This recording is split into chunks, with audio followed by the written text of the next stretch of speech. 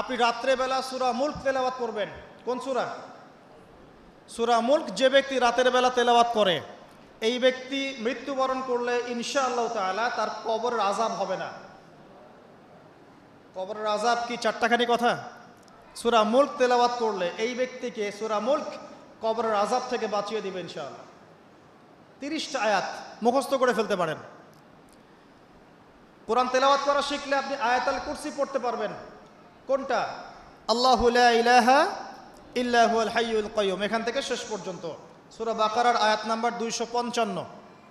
প্রত্যেক ফরজ নামাজের পর যে ব্যক্তি বিশুদ্ধ করে আয়াতুল কুরসি তেলাওয়াত করবে, মৃত্যু ছাড়া তার জান্নাতে যাওয়ার কোনো বাধা নাই। সুবহানাল্লাহ। আর ছোট্ট সূরা আছে কিছু, সূরা ফালাক, সূরা নাস, সূরা ইখলাস। সকালে 3 বার সূরা ইখলাস, 3 বার ফালাক, 3 বার নাস।